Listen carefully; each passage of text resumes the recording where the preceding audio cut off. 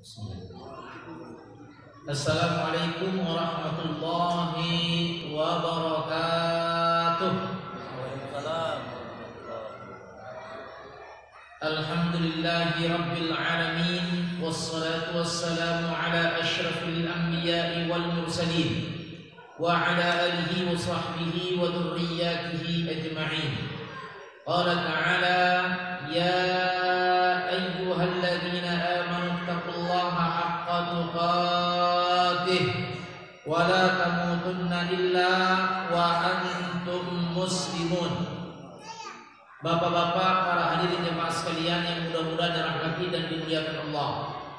Alhamdulillah malam ini kita kembali dipertemukan oleh Allah di Masjid Al-Aqabah 7. Semoga kita semua senantiasa mendapatkan rahmat serta taufik dari Allah Subhanahu wa taala. Amin ya rabbal alamin. Salawat dan salam marilah kita kirimkan kepada Nabi kita yang tercinta Muhammad sallallahu alaihi wasallam. Allahumma salli wa sallim ala nabiyyina Muhammad. Bapak-bapak, para hadirin jemaah sekalian yang mudah-mudahan dirahmati serta dimuliakan Allah. Sebelum kita masuk kepada pembahasan kitab Kasyfus Subhat, ada beberapa penyampaian yang perlu kita sampaikan. Yang pertama, di sini insyaallah kita akan mengadakan dialog interaktif, baik itu ustadz bertanya ataupun ustadz ditanya. Bagi mereka yang menjawab pertanyaan ustadz, maka dari Masjid Al-Aqabah 7 insyaallah akan menghadiahkan jus kurma Palembang. 5 orang yang menjawab pertanyaan, insyaallah masing-masing akan mendapatkan jus kurma. Atau 5 orang yang bertanya. Jadi 5 orang bertanya, 5 orang ditanya. Kemudian yang kedua, berkaitan dengan pembahasan kita malam ini, bahwa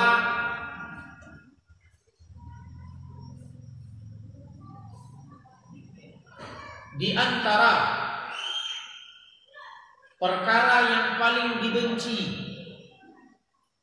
oleh Allah dan Rasul, yaitu kita mengucapkan apa yang diucapkan oleh orang kafir dalam masalah-masalah akidah, atau kita melakukan apa yang dilakukan oleh orang-orang kafir yang kira-kira juga bisa merusak akidah. Intinya bahwa syariat kita mengharamkan untuk meniru-niru ucapan dan perbuatan orang kafir, terutama keyakinan mereka.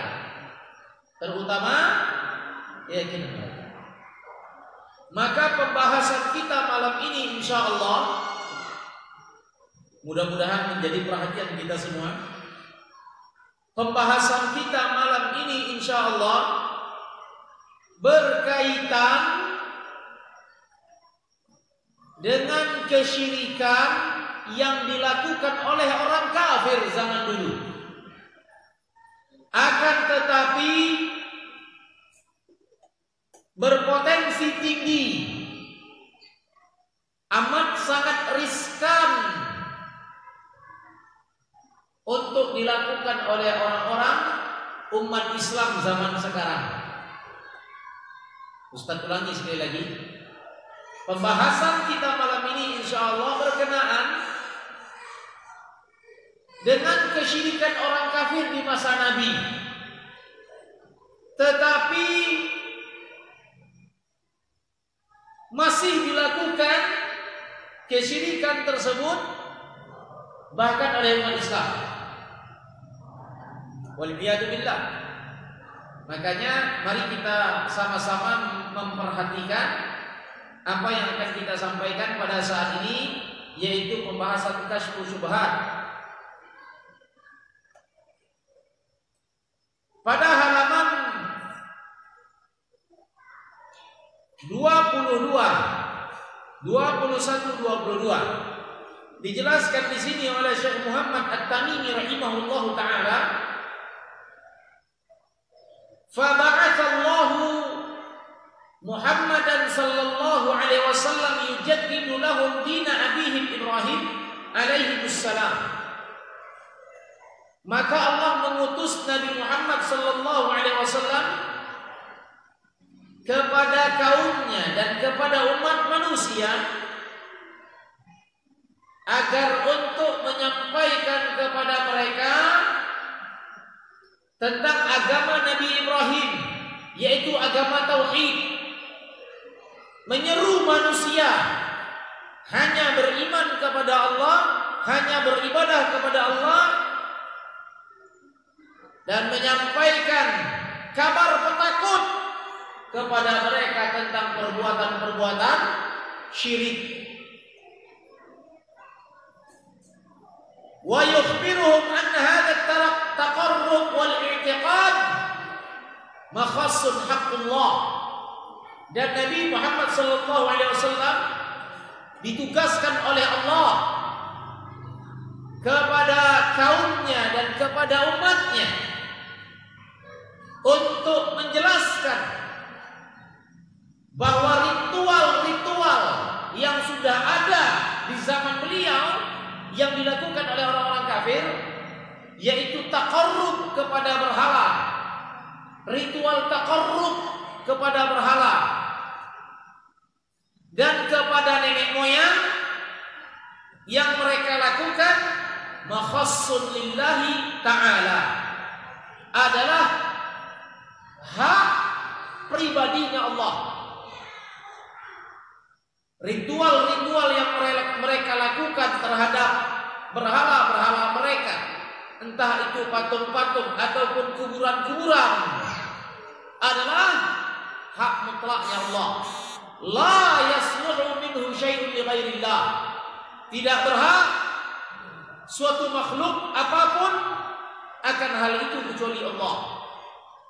Walal malakul muqarrab, walaupun malaikat yang dekat dengan Allah, wala nabiyyun mursalun, walaupun para nabi yang telah diutus, bahwa ritual-ritual taqarrub tersebut adalah haknya Allah Subhanahu wa taala. Pengagungan, penghormatan, pengorbanan. Orang-orang kafir dulu melakukan kesyirikan dengan penghormatan kepada berhala. Tasyahud akhir kita kan ada at-tahiyatu lillah wa thayyibat, at-tahiyatu lillah wa salawatu wa thayyibat, assalamu alaina wa ala ibadillahi salihin. At-tahiyatu lillah, penghormatan untuk Allah, penghormatan yang statusnya sudah mencapai status penghormatan seperti Allah kepada makhluk, maka ini adalah suatu kesyirikan. Contoh misalkan, mohon maaf, kita menghormati orang yang kita muliakan dengan kita menundukkan kepala, atau dengan kita ruku, atau dengan kita sujud, maka ini adalah haram. Kenapa? Itu perbuatan syiriknya orang kafir. Penghormatan kepada selain Allah, yang itu adalah haknya Allah. Tasyahud akhir kita kan jelas, at-tahiyatu lillah was-salawatu wat-thayyibatu lillah. Makanya tidak boleh seorang anak minta maaf kepada ibunya dengan cara mencium kaki. Haram hukumnya. Kalau kita berdalil kepada perasaan, itu amalan yang mulia.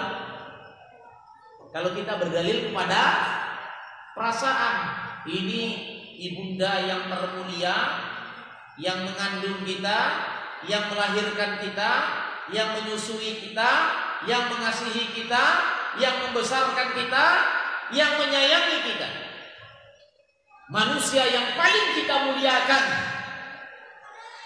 Sehingga kalau kita berdalil kepada perasaan, maka alangkah mulianya seorang anak bersujud mencium kaki ibundanya. Kalau dalilnya perasaan.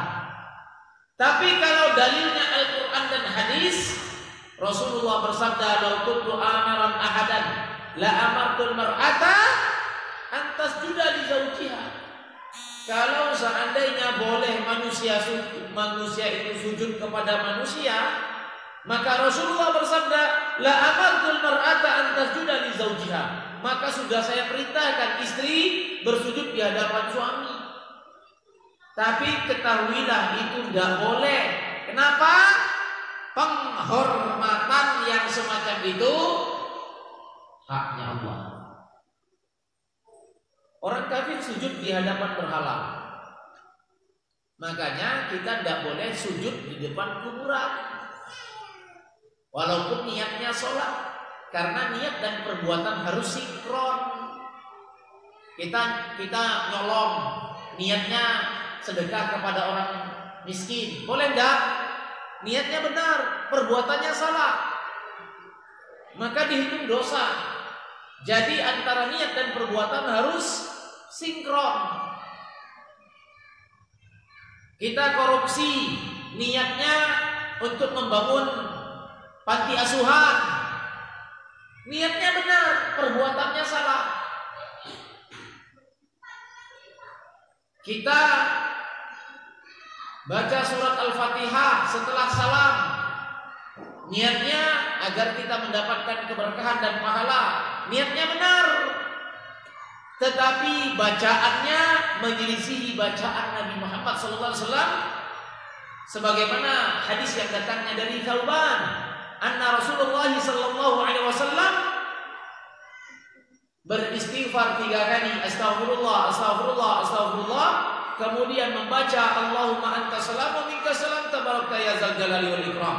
Berkata Al-Walid, salah seorang sahabat, faqultu lil Auza'i, saya berkata kepada Al-Auza'i, salah seorang sahabat Nabi, kaifal istighfar, bagaimana istighfarnya Nabi? Faqala Al-Auza'i, astaghfirullah, astaghfirullah, astaghfirullah. Adalah lafaz istighfarnya Rasulullah setelah salat, astagfirullah, astagfirullah, astagfirullah. Maka orang yang baca Al-Fatihah setelah salam, niatnya benar, perbuatannya salah. Karena bukan itu yang dibaca Nabi. Maka bapak-bapak para hadirin yang mudah-mudahan dimuliakan Allah, orang-orang kafir, mereka melakukan penghormatan kepada berhala, kuburan dan semacamnya. Mereka melakukan pengorbanan, sembelih hewan untuk roh mereka, untuk berhala mereka. Ingat, pengorbanan hanya untuk Allah. Fasholli li rabbika wanhar. Salatlah engkau kepada Allah dan berkurbanlah engkau untuk Allah. Ini sekarang tadi saya sampaikan bahwa kesyirikan orang kafir zaman dulu sedang diamalkan umat Islam saat ini. Kenapa tidak? Betapa tidak orang kafir zaman dulu motong kambing, motong hewan-hewan itu depan berhala mereka. Siapa berhala mereka? 3. Latta, Uzza, dan Manat. Latta, batu atau pohon besar yang ada di kota Madinah. Uzza, kuburan orang soleh. Manat, perempuan bertelanjang yang tawaf di Ka'bah. Lah, umat Islam sekarang ikut-ikut. Kalau ada hajat mau terpenuhi, korban kepala kambing di depan kuburan kuburan keramat supaya terpenuhi hajat. Kalau mau buka lahan supaya selamat, didarahi dengan darah ayam. Jegernya hitam, kakinya hitam, bulunya hitam, dagingnya hitam, darahnya hitam, supaya selamat. Ini perbuatan orang-orang kafir.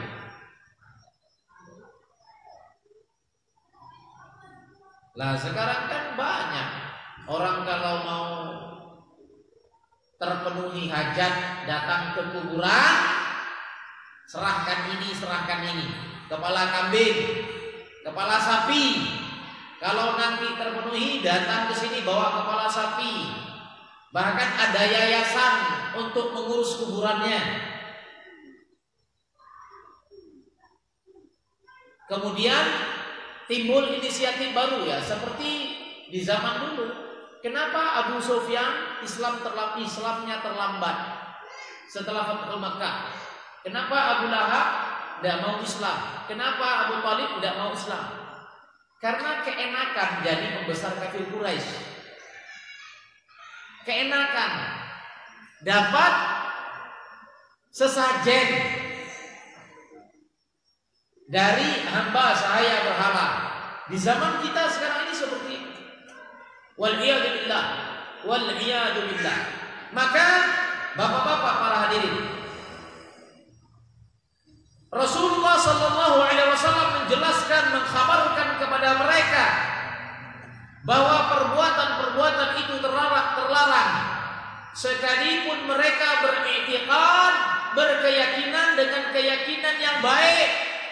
Menurut mereka bahwa taqarrub mereka, ibadah mereka kepada berhala, kepada patung, kepada kuburan adalah dalam rangka mendapatkan syafaat dari Allah Subhanahu wa taala melalui perantara-perantara itu. Sedangkan mereka berkata di dalam Al-Qur'an, Allah nukilkan ucapan mereka, haula'i syufa'auna indallah.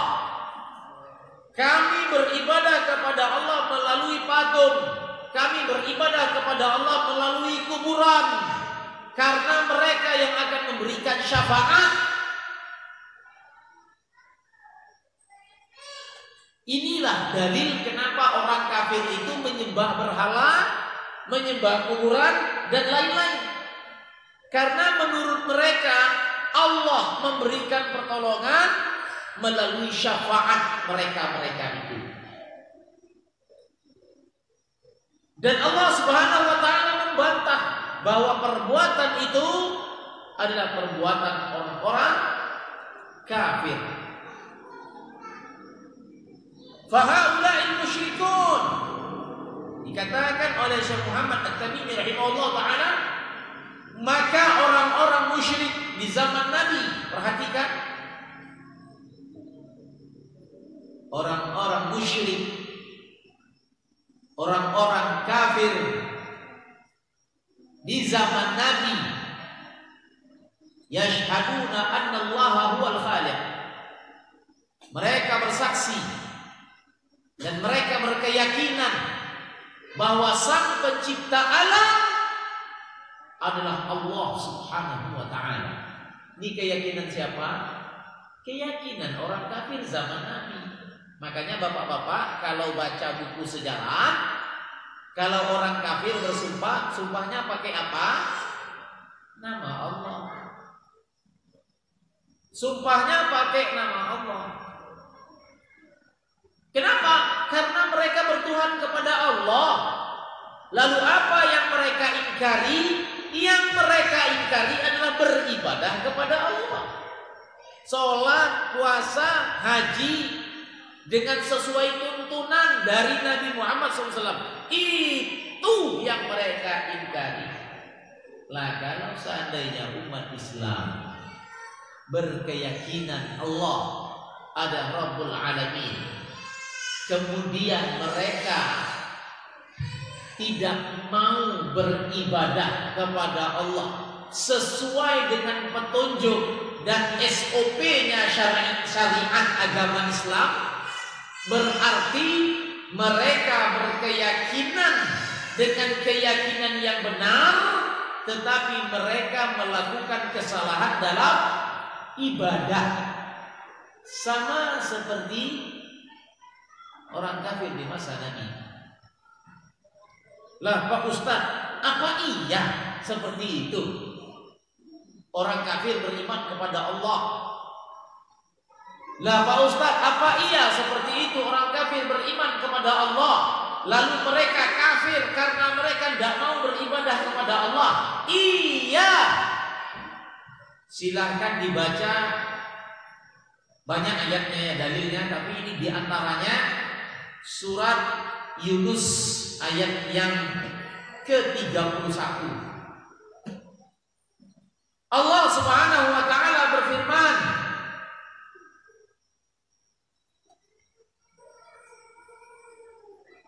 Allah Subhanahu wa taala berfirman, "Qul man yarzuqukum minas sama'i wal ardi." Hai Muhammad, katakan olehmu kepada orang-orang kafir, tanyakan kepada mereka, siapa yang memberikan kepada kalian rezeki dari langit dan bumi? Amma yamliku sam'a wal absar. Atau tanyakan kepada orang kafir, wahai Muhammad, siapa yang maha mendengar lagi maha melihat? Wa may yukhrijul hayya minal mayyit wa yukhrijul mayyita minal hayy. Lalu siapa pula zat yang menghidupkan dan yang mematikan? Wa may yudabbirul amr. Dan siapa pula yang menguasai alam semesta? Tanyakan kepada mereka, wahai Muhammad. Fasayaqulun Allah. Demi Allah mereka akan menjawab, orang kafir akan menjawab, yang memberikan rezeki adalah Allah, yang maha melihat maha mendengar adalah Allah, yang menghidupkan dan yang mematikan adalah Allah, dan yang menguasai alam semesta ini adalah Allah Subhanahu wa ta'ala. Persis seperti keyakinan umat Islam. Lalu Pak Ustaz, kenapa mereka kafir? Karena mereka tidak mau beribadah kepada Allah. Mereka tidak mau sholat, mereka tidak mau puasa, mereka tidak mau bersedekah untuk Allah, mereka tidak mau berkurban untuk Allah, mereka berkurban untuk kuburan.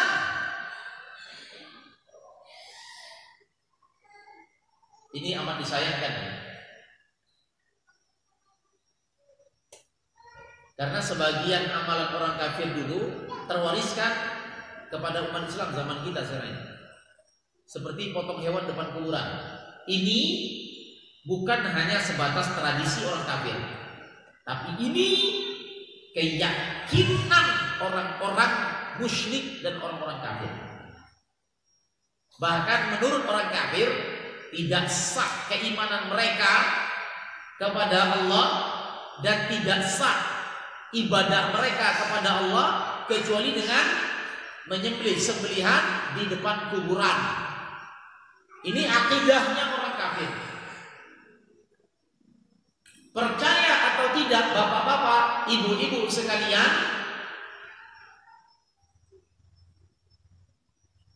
perbuatan ini laris manis di tubuh umat Islam. Setor kepala kambing, setor kepala sapi, bahkan yayasan kuburannya, sebenarnya kuburan itu tidak perlu yayasan. Yang yayasan itu masjid, nah yang butuh yayasan. Sekolah, kuburan tidak butuh yayasan. Kuburan itu orang mati. Nah dari yayasannya mengkonversi kepala kambing dengan rupiah. Jadi kepala kambing bisa dikonversi, bisa dikonversi.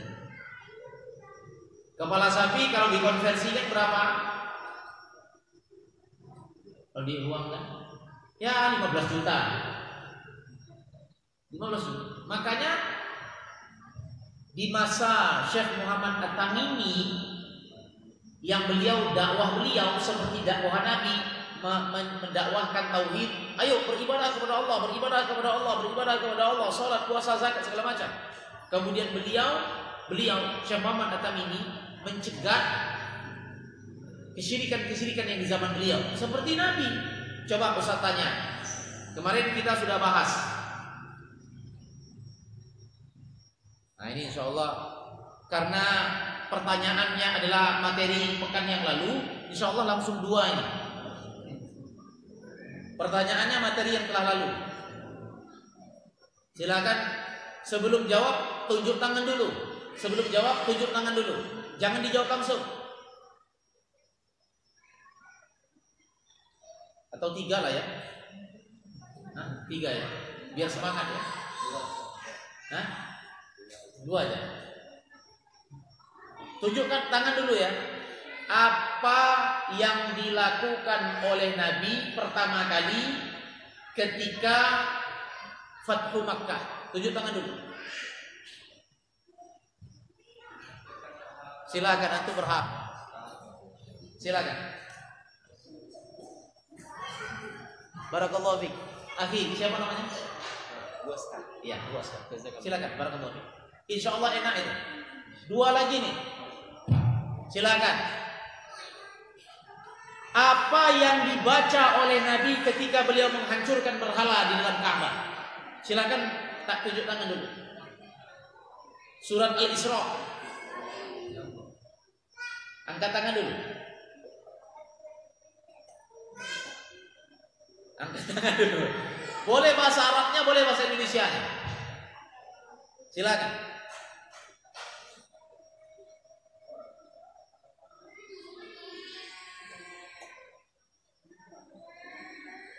Pas dulu berarti. Anda belum beruntung. Ya, kita lanjut ya. Kita lanjut.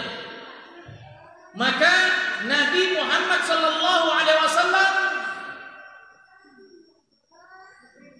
bertugas untuk meluluhlantakkan kesyirikan di muka bumi. Sehingga ketika beliau berada di kota Makkah dalam Fathu Makkah, dalam peristiwa Fathu Makkah, beliau masuk ke Ka'bah dan itu yang beliau rindukan. Beliau menghancurkan dengan tangannya sendiri berhala-berhala yang ada dalam Ka'bah tersebut. Seraya membaca Al-Quran surah Al-Isra, laqad ja'al haqq wa zahaqal batil, innal batila kana zahuqa. Sungguh telah datang kebenaran dan telah sirnalah kebatilan, dan sesungguhnya kebatilan benar-benar akan sirna. Laqad ja'al haqqu wa zahaqal batil, innal batila kana zahuqa. Tapi perbuatan itu adalah perbuatan yang paling dibenci oleh orang-orang kafir. Makanya Syekh Muhammad At-Tamimi rahimahullahu ta'ala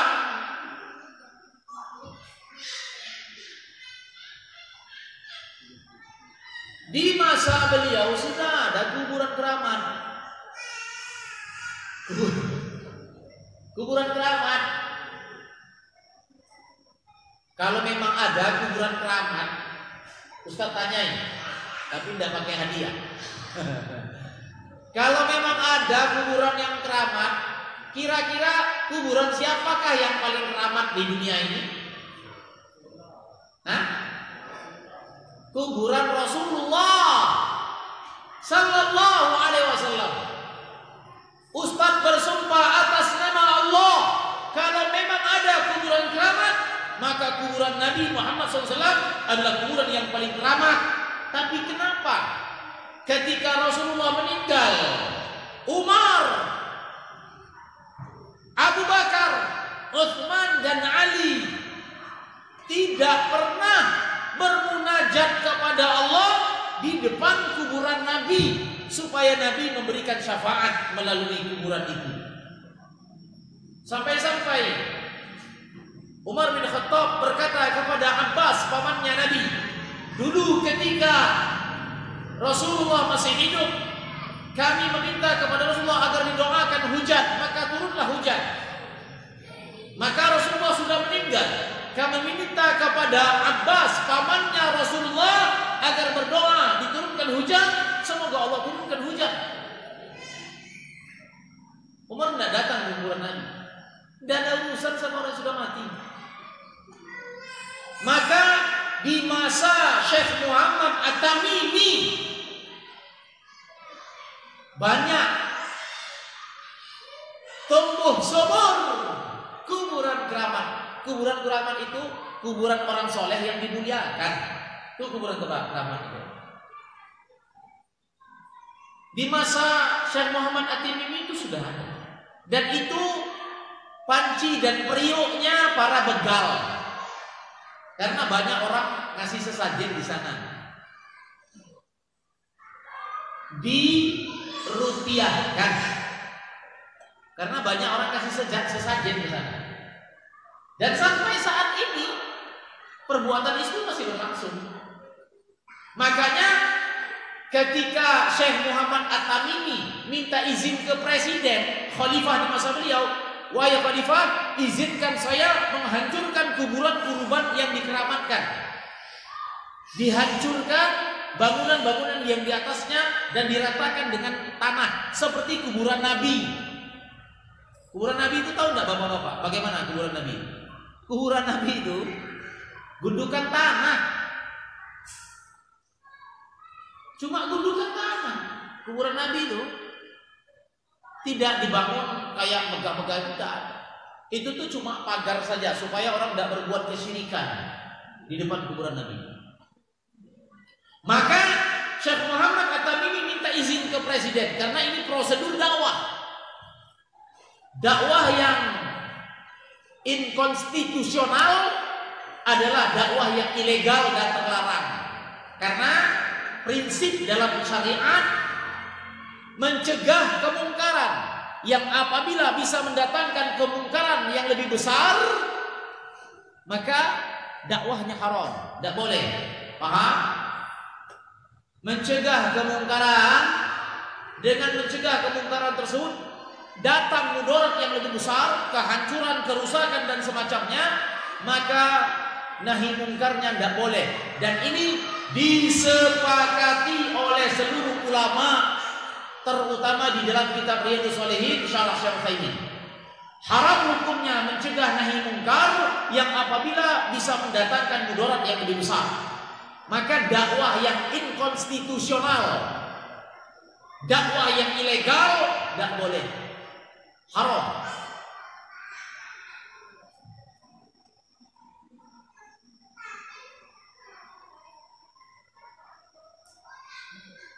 Dan itu sudah kita lihat fakta-faktanya. Maka Syekh Muhammad At-Tamimi beliau minta izin ke khalifah. Wahai khalifah, izinkan saya menghancurkan kuburan-kuburan yang dikeramatkan karena itu tempat kesyirikan. Maka khalifah memberikan izin. Kemudian Syekh Muhammad At-Tamimi, wahai khalifah, akan terjadi keributan yang besar karena ada para begal yang mengelilingi kuburan keramat tersebut. Oleh karena itu, wahai khalifah, saya minta dikawal dengan 300 prajurit. Akhirnya Syekh Muhammad At-Tamimi dikawal dengan 300 prajurit untuk menghancurkan kuburan-kuburan keramat tersebut. Dan dengan tangannya dia menghancurkan kuburan keramat, seperti Rasulullah menghancurkan berhala di dalam Ka'bah. Alhamdulillah, Ustaz, 2016 di Masjid Darussalam, Mas Karebet, Ustaz sampaikan kepada para jamaah, andaikan di Sumatera Selatan ini gubernur memberikan lisensi, memberikan izin secara hukum untuk menghancurkan kuburan-kuburan keramat tersebut, maka dengan izin Allah, insya Allah Ustaz akan turun secara langsung untuk menghancurkannya. Kalau gubernur memberikan izin, lisensi secara hukum, Ustaz akan hancurkan dengan tangan Ustaz sendiri. Karena dakwah kita prosedural. Maka Rasulullah bertugas untuk menghancurkan kesyirikan di muka bumi. Ya. Ada yang ingat ayat yang dibaca oleh Rasulullah ketika menghancurkan berhala? Angkat tangan dulu. Ayat yang Ustaz baca tadi. Dapat ini insyaallah. Silakan. Ayat tadi surah Al-Isra tadi. Boleh bahasa Arabnya, boleh bahasa Indonesianya. Tidak ada? Ya, silakan.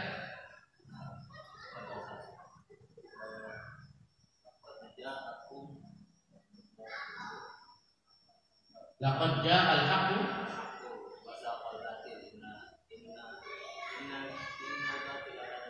ya. Barakallahu fiik. Silakan. Barakallahu fiik. Semoga bermanfaat. Ya, cukup waktunya. Sejenak lagi ya. Ustaz, isaknya jam berapa?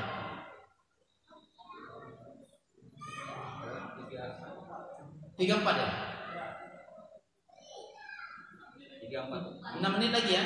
6 menit lagi, silakan kalau ada yang bertanya 2 orang, insyaallah langsung dapat ini. Yang bertanya 2 orang langsung dapat ini, satu-satu. Silakan ya. Ayo, tolong ayo. Apa hukum arisan itu? Apa hukum arisan? Ya, jadi arisan ada yang dibolehkan, ada yang diharamkan. Arisan yang diharamkan yang apabila terdapat padanya unsur riba atau gharar. Riba itu tidak jelas nominalnya, berapa yang kita keluarkan dan berapa yang kita dapatkan. Contoh, ada 10 orang, masing-masing per bulan 100 ribu, maka setahunnya 1.200.000. Nah, qadarullah dari 1.200.000 itu yang berhak menerima, yang keluar namanya dipotong biaya admin atau dipotong biaya konsumsi, maka potongan itu riba. Karena nanti potongan-potongan itu tidak sama, maka yang semacam itu tidak boleh. Yang bolehnya adalah arisan, berapa yang kita keluarkan segitu yang kita dapat, tanpa ditambah dan tanpa dikurang. Boleh, silakan. Kalaupun mau ada biaya konsumsi di luar itu. Siapa yang bertanya? Ya. Jadi kalaupun ada biaya konsumsi atau yang lain, maka ambil dari di luar iuran pokok. Intinya arisan yang dibolehkan, setiap peserta mendapatkan haknya sesuai dengan pengeluarannya. Tidak boleh dikurang, tidak boleh dilebih.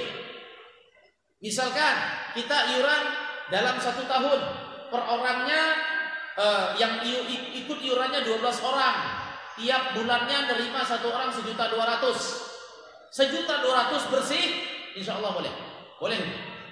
Bahkan kurban dengan kurban dengan arisan tadi boleh. Yang tidak boleh itu 1.200.000 itu berkurang atau bertambah, itu yang tidak boleh. Ya. Kemudian pertanyaan kedua, Assalamualaikum, Waalaikumsalam. Bagaimana caranya agar seseorang tidak dekat lagi, tidak takut lagi kepada syaitan? Caranya yang pertama bahwa kita mengetahui syaitan itu adalah makhluk yang lemah, makhluk yang sangat lemah. Syaitan itu bukan seperti pocong ya, bukan seperti gundurwo, itu bukan syaitan. Syaitan itu dalam agama kita adalah sifat orang yang tidak mau beribadah kepada Allah, orang yang berdakwah kepada maksiat, itu syaitan. Orang yang berdakwah kepada maksiat itu syaitan. Dalilnya surat Al-An'am ayat 112. Wa kadzalika ja'alna likulli nabiyyin aduwwa syayatinal insi wal jinni. Kami jadikan bagi nabi itu ada musuh, yaitu berupa syaitan dari kalangan jin dan dari kalangan manusia. Jadi syaitan itu ada dari kalangan jin dan dari kalangan manusia. Siapa itu syaitan? Orang yang memiliki sifat mendakwahi maksiat, mendakwahi kesyirikan, maka itu syaitan. Kemudian Allah memberikan kepada kita perisai, penjagaan dari Allah dengan doa. A'udzubillahi minasyaitonirrajim. Qul a'udzu birabbil falaq, qul a'udzu birabbin nas. Katakan wahai Muhammad, aku berlindung kepada Rabbnya manusia. Dari apa? Minal jinnati wan nas. Ada perlindungan dari Allah, jadi tidak perlu takut. Dan takut itu hanya kepada Allah. Barangkali seperti itu. Terima kasih. Setelah Isya, insya Allah kita lanjut. Assalamualaikum warahmatullahi wabarakatuh.